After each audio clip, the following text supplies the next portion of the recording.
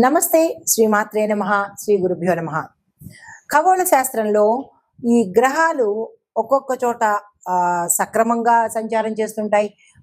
కొన్ని సార్లు కొన్ని గ్రహాలు తిరోగమ దిశలో అంటే వెనక్కి వెళ్ళడము, మళ్ళా ముందుకు రావడము ఇలాంటివన్నీ కామన్‌గా మనకి ప్రతిసారి జరుగుతూ ఉండే ప్రక్రియలే.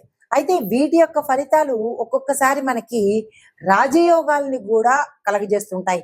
ఉదాహరణకు సూర్యుడు, బుధుడు సంయోగం చెందడం వల్ల ఒక్కొక్క రాశిలో సంచారం చేయడం వల్ల భాస్కర రాజయోగం అని, అమలక రాజయోగం అని, షడష్టక రాజయోగాలని ఇలాంటి రాజయోగాలు కొన్ని సార్లు మాత్రమే మనకి అద్భుతమైన అవకాశాలు ఇస్తాయి.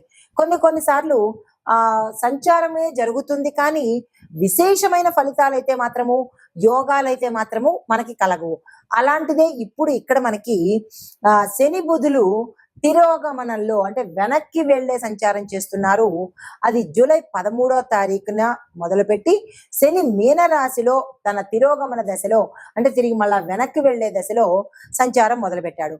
అయితే ఇది ఎప్పటి వరకు ఉంటుందంటే ఈ సంవత్సరం నవంబర్ 15 వరకు ఈ ప్రక్రియ కొనసాగుతూనే ఉంటుందన్నమాట. అయితే ఈ తిరోగమనం చేస్తున్న సమయంలో ఈ రెండు గ్రహాలు కొన్ని రాసుల వారికి మాత్రమే కొన్ని ప్రయోజనాలు ఇస్తున్నారు. కొన్ని రకరకాల ప్రయోజనాలు ఇస్తున్నారు. అందరికీ కాకుండా కొన్ని రాశుల వాళ్ళకి మాత్రమే. అయితే ఆ ప్రయోజనాలు ఎలా ఉండబోతున్నాయి అంటే ఎప్పటి నుంచో డబ్బులు మనకి రాకపోవడము, ఎవరు ఇవ్వకుండా ఇబ్బంది పెట్టడము, మన దగ్గర నుంచి తీసేసుకుంటారు కానీ తిరిగి మళ్ళీ వాళ్ళు ఇవ్వడానికి ఇబ్బంది పెడతారు. అలాంటి ఇబ్బందులు ఈ సమయంలో తొలగిపోయి మీకు రావాల్సిన సొమ్ము చేతికి అందుబాటులోకి రావడము, దీంతో పాటు ఈ శని బుధుల యొక్క తిరోగమన సంచారం వల్ల లబ్ధి పొందే రాసులు మనం తెలుసుకుందాము. అసలు ఈ శని తిరోగమనంలో ఏమిటి ఫలితాలు ఉండబోతున్నాయి, ఏ రాసుల వాళ్ళకి ఎలాంటి ఫలితాలు ఇస్తారు అనే అంశాన్ని మనం ఇప్పుడు సవివరంగా తెలుసుకుందాము. అయితే ముందుగా తదుపరి రాశి మీనరాశి. ఈ రాశిలో ఉండే వారికి శని తిరోగమన ప్రభావము 12వ ఇంట జరుగుతోంది. అయితే 12వ ఇంట జరగడం 12వ ఇల్లు ఏంటి అంటే వ్యయము అంటే ఖర్చులు, మానసిక స్థితి, మానసిక ఆందోళన, మానసిక ఒత్తిడి, తరువాత విదేశ వ్యవహారాలు. అయితే వీటి యొక్క ప్రభావం ఎలా ఉండబోతోంది అంటే కనుక శని 12వ ఇంట్లో సంచారం చేస్తూ ఉండడం వల్ల ఖర్చులు ఎక్కువగా అవుతాయి. దాంతో పాటు విదేశ ప్రయాణాలు క్యాన్సిల్ అవ్వచ్చు, లేదా అంటే ఆలస్యం జరిగే అవకాశం కనబడుతోంది. మానసిక ఒత్తిడి చాలా ఎక్కువగా కనబడుతోంది.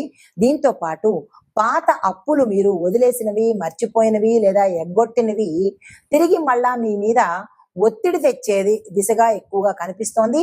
ఆ ఒత్తిడి మీరు తట్టుకోలేక ఏదైనా విపరీత ధోరణికి వెళ్లే అవకాశాలు చాలా ఎక్కువగా కనబడుతున్నాయి.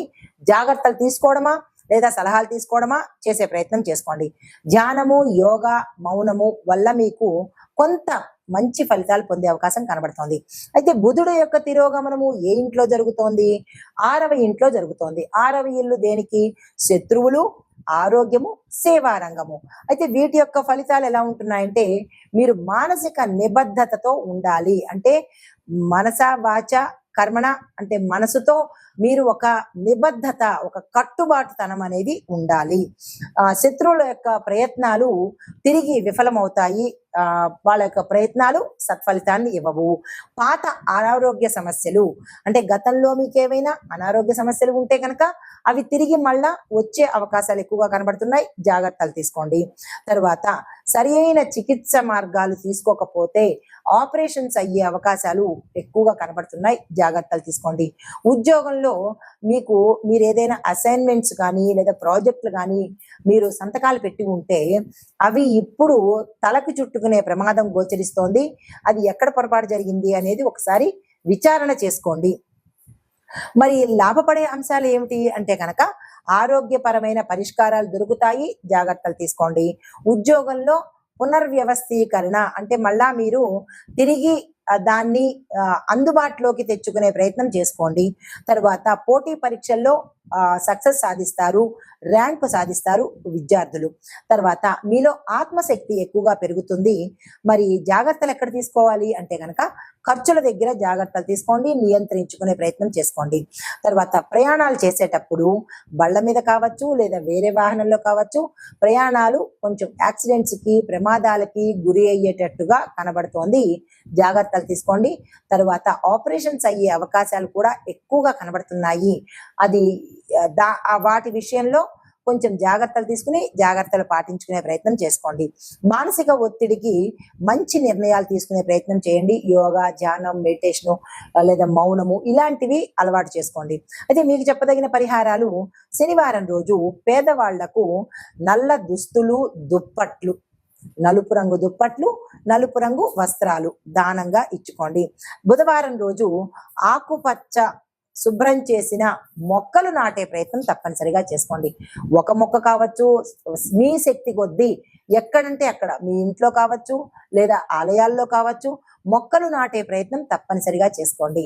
అది బుధ ప్రీతి కోసము. ఇవి ఈ రాశిలో ఉండేవారికి శని బుధల యొక్క తిరోగమనం యొక్క ఫలితాలు, పరిహారాలు, సూచనలు. నమస్తే. తదుపరి రాశి కన్యా రాశి. ఈ కన్యా రాశి వారికి శని తిరోగమన ప్రభావము 6వ ఇంట్లో జరుగుతోంది. 6వ స్థానము అనగా శత్రువులు, రోగాలు, రుణాలు. ఈ తిరోగమన ప్రభావము వీటి మీద చాలా ఎక్కువగా పడుతుంది.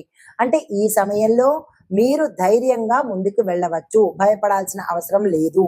దీంతో పాటు శత్రువులు తల ఎత్తినప్పటికీ వాళ్ళ ప్రయత్నాలన్నీ విఫలమవుతాయి. వాళ్ళు ఏ ప్రయత్నం మీ మీద చేసినా అది తిరిగి వాళ్ళకే రివర్స్ పెడుతుంది. కొంతమంది ప్రయత్నాలు నిరర్థకం అవుతాయి. వాళ్ళు ఎన్ని ప్రయత్నాలు చేసినా మిమ్మల్ని ఏమీ చేయలేని పరిస్థితి. అయితే అప్పుల ఊబిలో కూరుకుపోయిన వాళ్ళు కొంత రిలీఫ్ పొందే అవకాశం. ఇందాక రుణాలని చెప్పాం కదా, 6వ స్థానము. రుణాలను తీర్చుకుని వేసే అవకాశం కనబడుతోంది. అలా తీర్చేసాం కదా అని మళ్ళీ కొత్త రుణాలకు పరిగెత్తారు కనుక కొత్త రుణాలు అస్సలు ఈ సమయంలో చేయకండి. ఎందుకంటే బుధుడు, శని ఇద్దరు రివర్స్ లో పెడుతున్నారు, తిరోగమనంలో పెడుతున్నారు కదా. కొత్త రుణాలు చేయకండి, పాతవి తీర్చే ప్రయత్నం చేసుకోండి. అయితే ప్రభుత్వ విభాగంలో ఉన్నవాళ్ళు కోర్టు కేసులు ఇలాంటి వాటిల్లో వాద్యాలు అంటే తిరిగి మళ్ళా వాద్యాలు కనుక ఉన్నట్టయితే, అంటే ఎక్కువగా కోర్టు చుట్టూ తిరగడాలు ఇలాంటివి ఏవైనా ఉన్నట్టయితే, హీరింగ్స్ ఎక్కువగా ఉండడము, కోర్టు నిమిత్తంగా ఇబ్బంది పడే వాళ్ళు, వీరికి సానుకూలంగా పరిష్కారం అయ్యే అవకాశం, సూచనలు కనబడుతున్నాయి. ఆ దిశగా ప్రయత్నం చేసుకోండి. ఆరోగ్యంగా మీరు ఉండాలి అని అనుకుంటే ఆహార నియమాలు తప్పనిసరిగా పాటించుకోండి. లేదంటే కనుక అనారోగ్య సూచనలు చాలా ఎక్కువగా కనబడుతున్నాయి, జాగ్రత్తలు తీసుకోండి. అయితే బుధుడు తిరోగమనం చూసినట్టయితే, ఇందాక శని భగవానుడి గురించి చెప్పాం, ఇప్పుడు మరి బుధుడు తిరోగమనం చూసినట్టయితే ఆయన 12వ స్థానంలో సంచారం చేస్తున్నాడు. 12వ స్థానం అంటే ఏంటి? వ్యయస్థానము, విదేశ యోగము. ఈ 2 యోగాలు కలిగే అవకాశం కనబడుతుంది. అయితే దీనికి మీరు ఏం చేయాలి అంటే కనుక అనవసరమైన ఖర్చులు ఎక్కువగా వచ్చే అవకాశం ఉంది. కట్ చేసుకునే ప్రయత్నం చేయండి. అంతర్జాతీయ ప్రయాణాలు మీకు ఆలస్యం అవుతాయి. ఇవాళ పెడదాం అనుకున్నో నెక్స్ట్ మంత్ పెడదాం అనుకున్న వాళ్ళకి మరికొంత పోస్ట్ పోన్ అయ్యి ఆలస్యం అవ్వడమా లేదా పూర్తిగా మానేయడమా జరిగే అవకాశాలు ఎక్కువగా కనబడుతున్నాయి. మానసిక ఒత్తిడి చాలా చాలా ఎక్కువగా కనబడుతోంది, జాగ్రత్తలు తీసుకోండి. అయితే గతంలో ఏదైనా ట్రై చేసి విదేశాలు అవకాశాలు క్యాన్సిల్ అయిపోవడమో లేదా వెళ్ళలేకపోవడమో జరిగి ఉంటే అవి మళ్ళా తిరిగి వెళ్ళే అవకాశాలు ఈ సమయంలో కనబడుతున్నది. అయితే ఫ్రీలాన్సింగ్, రిమోట్ వర్క్ చేసే వాళ్లకు ఇది ఏ రంగంలోనైనా సరే, ఫ్రీలాన్సింగ్ చేసినా రిమోట్ వర్క్ చేసినా వీళ్ళకి మంచి అవకాశాలు రావడము, తద్వారా లాభం పడే అవకాశం కనబడుతోంది. అయితే మరి లాభం పొందే అంశాలు ఏవి అంటే కనుక కేసులు, వాద్యాలు తీర్మానానికి వస్తాయి. రెండవది, అప్పుల నుంచి బయటపడే మార్గాలు మీకు దొరుకుతాయి. తర్వాత గూఢంగా జరిపే వ్యవహారాలు బట్టబయలు అవుతాయి. అంటే సీక్రెట్ గా మీరు చేసే ఏ పనులైనా సరే బయటకు వచ్చేసే అవకాశాలు కనబడుతోంది, జాగ్రత్తలు తీసుకోండి. అయితే ఫ్రీలాన్సర్స్ కు మాత్రము ఇది చక్కని సమయము, దానికి సంబంధించిన ప్రయత్నాలు చేసుకోండి. మరి జాగ్రత్తలు ఎక్కడ తీసుకోవాలి అంటే కనుక ఆరోగ్యం పట్ల జాగ్రత్తలు తీసుకోండి, నిర్లక్ష్యం వద్దు. అయితే మరి ఇంకొకటి ఏంటంటే ఖర్చుల్ని నియంత్రించుకోండి. ఏ ఖర్చు అవసరము, ఏ ఖర్చు అనవసరము అనేది ప్లానింగ్ వేసుకుని దాన్ని కట్ చేసుకోండి. తర్వాత ప్రయాణాల విషయంలో మీరు ఒక ప్రణాళిక వేసుకోండి, ఒక స్కెచ్, ఒక ప్లానింగ్ వేసుకుని ఆ ప్రకారంగా వెళ్ళినట్టయితేనే సక్సెస్ అవుతారు. లేదా ఇవాళే వెళ్ళిపోదాము, రేపే వెళ్ళిపోదామని చెప్పి వెంటనే ప్రయత్నాలు చేసినట్టయితే తద్వారా నష్టమే కానీ లాభం అయితే లేదు. ఈ విషయాలలో జాగ్రత్తలు తీసుకోండి. అయితే మీకు చెప్పదగిన పరిహారము, శని భగవానుడికి శనివారం రోజు నల్ల దుస్తులు దానంగా ఇవ్వండి. అది చీర కావచ్చు, ఏదైనా పంచెలు కావచ్చు, లేదంటే పిల్లలకి బట్టలు కావచ్చు, ఏదైనా సరే నలుపువి దానంగా ఇచ్చుకోండి.